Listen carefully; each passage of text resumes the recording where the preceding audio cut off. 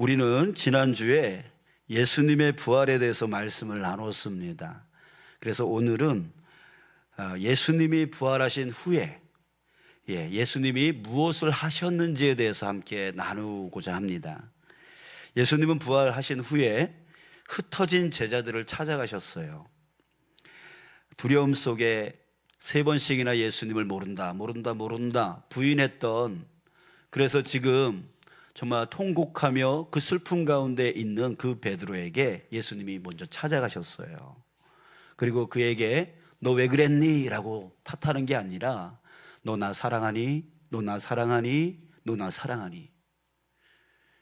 사랑한다면 내 양을 먹여라, 내 양을 먹이라 라고 다시 한번 사명을 주셨어요.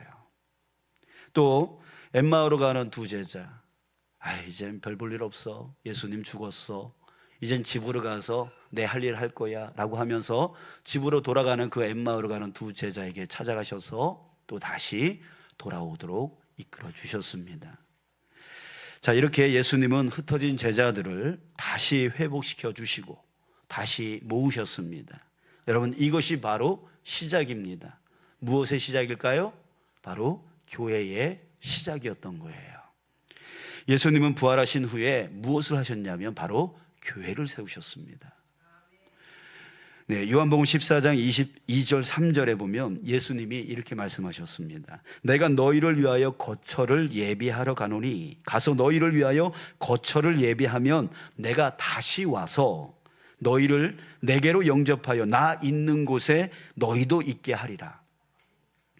자, 예수님은 거처를 예비하러 잠시 갔다 오시겠다라고 말씀하셨어요.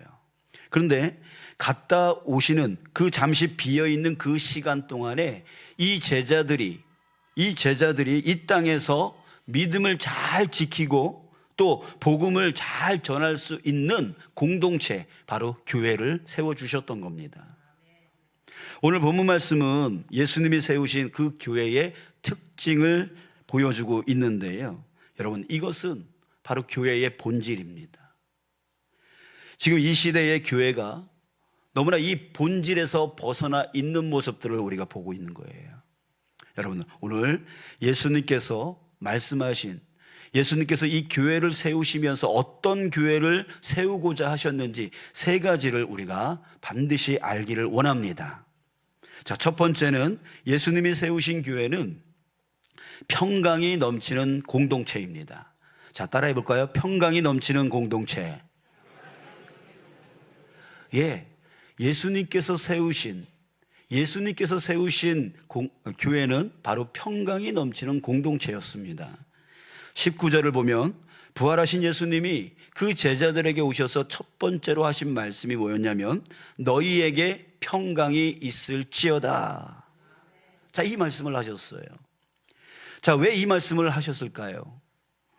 제자들은 지금 두려움 가운데 있었습니다. 그래서 문을 꽁꽁 닫고 있었습니다. 자, 왜 두려움 가운데 있었습니까? 예수님이 죽었어요. 예수님이 없어요.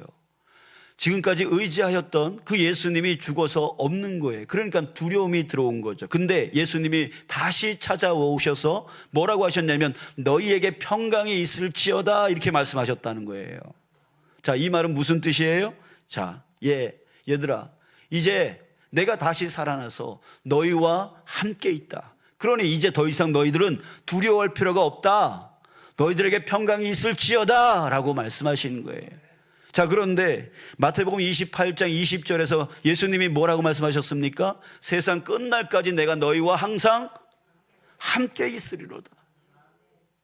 여러분들, 지금도 예수님이 여러분들과 함께하고 계심을 믿으시기 축복합니다. 아멘. 그렇기 때문에 내가 이제 살아서 너희와 항상 함께 있을 것이니까 너희들이 이제 두려워할 필요 없어. 너희들은 평강해. 자, 여러분, 예수님이 함께하는 자는 평강이 있음을 믿습니다. 아멘. 그래요. 세상 끝날까지 우리 믿는 자들과 항상 함께 있겠다라고 했어요. 그러면 이 교회는 어떤 공동체여야 됩니까? 평강이 넘치는 공동체이죠. 여러분들이 평강이 넘치는 성도가 되어야 되는 거죠. 그 성도들이 모인 곳이 바로 평강이 넘치는 교회인 것이에요. 예수님이 최초에 세우신 그 교회는 바로 평강이 넘치는 공동체입니다. 자, 두 번째, 예수님이 세우신 교회는 또 따라합니다. 사명 공동체입니다. 예, 예수님이 세우신 그 교회는 사명 공동체라고 하는 거예요. 21절을 또 보겠습니다. 부활하신 예수님이 오셔서 제자들에게 두 번째 하신 말씀이 무엇이냐면 그 중간 이후에 보면 이렇게 말씀하십니다. 아버지께서 나를 보내신 것 같이 나도 너희를 보내노라. 자, 보낸다라고 하는 말은 무슨 뜻이에요? 어떤 목적을 이루기 위해서 쓰는 말이에요. 예, 어떤 목적을 이루게 하기 위해서 보낸다라는 뜻입니다. 예수님은 하나님의 보내심을 받았습니다. 바로 온 인류의 구원을 위해서 하나님께서 예수님을 이 땅 가운데로 보내셨어요. 그런데 그 보냄받은 예수님이 또 그 제자들에게 뭐라고 하냐면 나도 너희를 보낸다 이렇게 말씀하고 계시는 거예요. 자, 여러분 무슨 뜻이에요? 예수님이 이 땅에서 하셨던 그 일을 우리에게 맡기신 거예요. 그게 바로 우리의 사명이라고 하는 거예요. 이 교회가 어떤 교회입니까? 바로 주님의 보냄을 받은 교회인 거예요. 여러분들이 누구입니까? 보냄받은 자들인 거예요. 여러분들의 가정으로 보내신 거예요. 여러분들을 여러분들의 직장으로 보내신 거예요. 여러분들을 여러분들의 이 사회로 보내신 거예요. 이 교회로 보내신 거예요. 왜 보내셨을까요? 하나님이 예수님을 보내신 것과 같이 예수님도 우리를 그 일을 감당하라고. 예. 주님의 복음을 증거하는 자로 그 말과 행함으로 빛을 전하라고, 그 맛을 전하라고, 그 향기를 뿜어내라고 우리를 보내신 거예요. 그렇기 때문에 예수님께서 첫 번째 세우신 그 교회는 바로 사명 공동체입니다. 사명 공동체. 자, 세 번째로 예수님이 세우신 교회는 또 따라합니다. 성령 공동체입니다. 성령 공동체. 자, 부활하신 예수님이 오셔서 그 제자들에게 세 번째 하신 말씀 22절, 23절에 나옵니다. 이렇게 말씀하십니다. 이 말씀을 하시고 그들을 향하사 숨을 내쉬며 이르시되 뭘 받으라? 성령을 받으라. 왜요? 그 다음 절 너희가 누구의 죄든지 사하면 사하여질 것이요 누구의 죄든지 그대로 두면 그대로 있으리라 하시니라. 자, 예수님은 성령을 받으라라고 하셨습니다. 그리고 이어서 23절 말씀을 하셨는데요. 여러분, 죄를 사하는 그 죄를 사하는 능력을 우리에게 주셨대요. 여러분, 죄를 사하는 것은 누구만 할 수 있는 거예요? 하나님만 할 수 있는 거예요. 근데 그 하나님만 할 수 있는 것을 누가 할 수 있다? 우리가 할 수 있다라고 예수님이 말씀하고 계세요. 이게 바로 성령의 권능이에요. 여러분, 우리는 꽂아놓은 빗자루가 아니에요. 아무 쓸모없는 그런 자들이 아니에요. 나만 잘 믿고 나만 잘 신앙생활을 하다가 그런 죽을 자들이 아니에요. 우리는 어떤 자들입니까? 성령의 권능을 갖고 이 세상의 모든 죄악을 사해 줄 수 있는 그런 권능을 갖고 사는 사람들이에요. 여러분들이 가정으로 가면 가정이 변하고, 여러분들이 직장으로 가면 직장이 변하고, 여러분들이 이 교회에서 섬기면 이 교회가 변하게 되어지는 그런 권능을 가진 그런 자라는 거예요. 그런 자로서 지금 예수님께서 이 교회를 세운 거예요. 여러분들에게는 권능이 있는 겁니다. 몸이 아프다고, 나이가 많다고, 또 지식이 없다고, 부족하다고, 연약하다고 해서 아무것도 못하는 그런 존재가 아닌 거예요. 여러분들 안에 성령이 거하시면 그 성령의 권능으로 인하여 죄를 사할 정도로 하나님의 그 권능을 능히 우리가 할 정도로 우리는 그런 자가 되어지는 거예요. 예수님이 그런 공동체, 바로 그런 공동체를 만들어 주신 거죠. 여러분, 이것을 우리가 마음으로 명심하시길 바랍니다. 우리가 하나 돼서 함께 만들어 나가야 될, 또 회복시켜야 될 그런 교회는 어떤 교회? 바로 평강의 공동체, 사명의 공동체, 성령의 공동체라는 거 하는 거예요. 왜? 예수님께서 최초 세워주신 교회는 바로 그런 교회이기 때문에. 자, 우리 다시 한번 따라해 봅니다. 평강, 사명, 성령.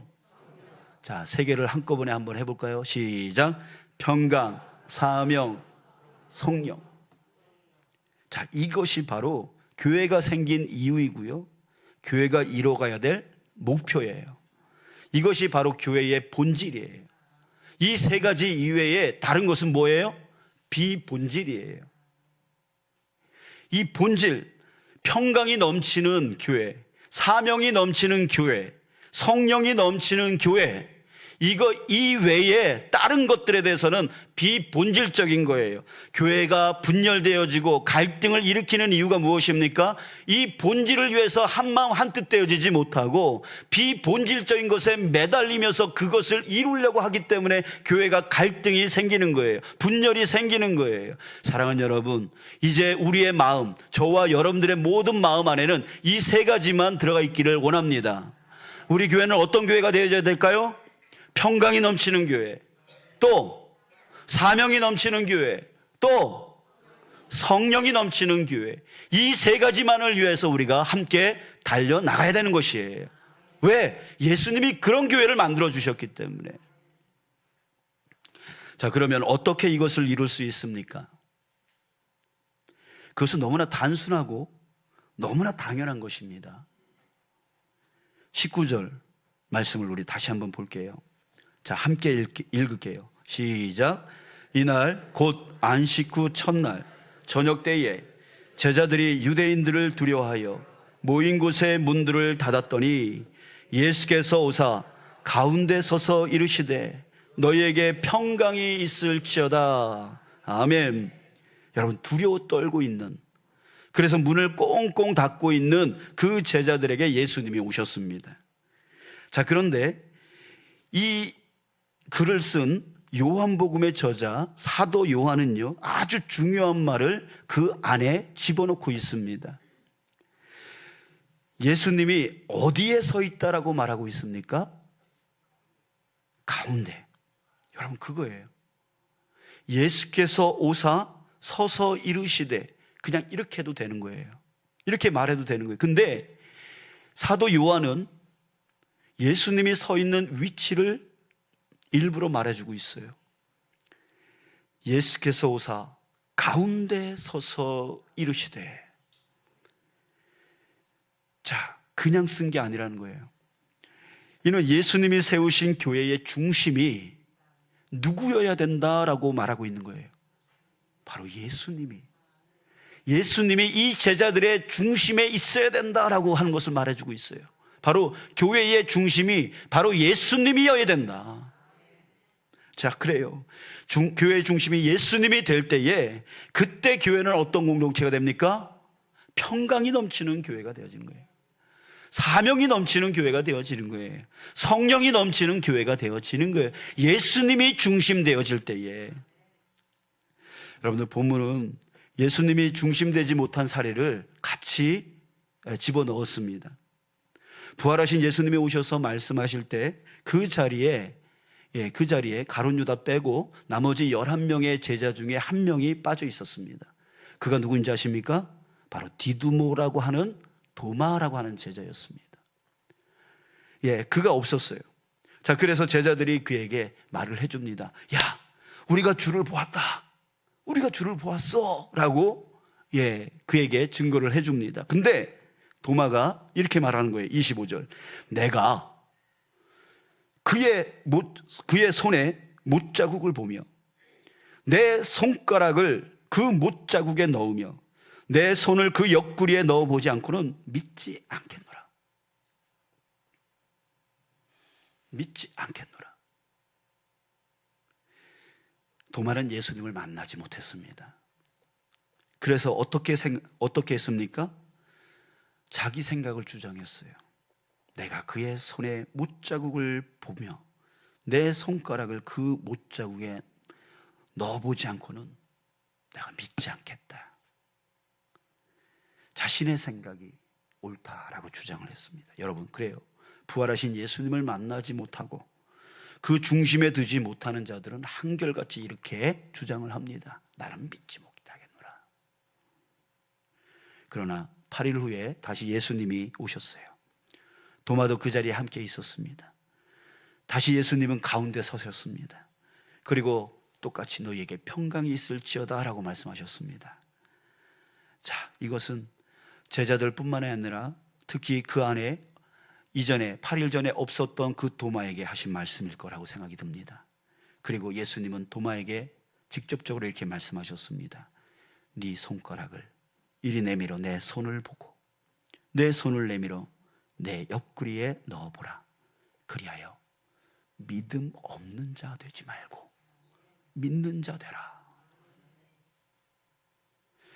그때 도마가 이렇게 고백했죠. 28절 도마가 대답하여 이르되 나의 주님이시요 나의 하나님이시니이다. 자, 여러분, 예수님을 만난 이 도마에게 어떤 변화가 일어났습니까? 그의 고백에서 알 수 있어요. 나의 주님이시요, 내가 나의 인생의 주인이라고 생각했었는데 이제는 주님이 나의 주인이십니다. 나의 하나님이시니다. 이제까지 나의 삶을 내가 통치하면서 살아왔는데 이제는 나를 통치하는 자는 바로 당신이십니다 라고 하는 고백이에요. 이게 바로 나의 주님이시요 나의 하나님이시니다 라고 하는 고백입니다. 지금 이 도마에게 중심이 바뀌었어요. 중심이 바뀌었어요. 어디서 어디로요? 자기 중심에서 누구의 중심으로? 예수님 중심으로 바뀐 거예요. 예.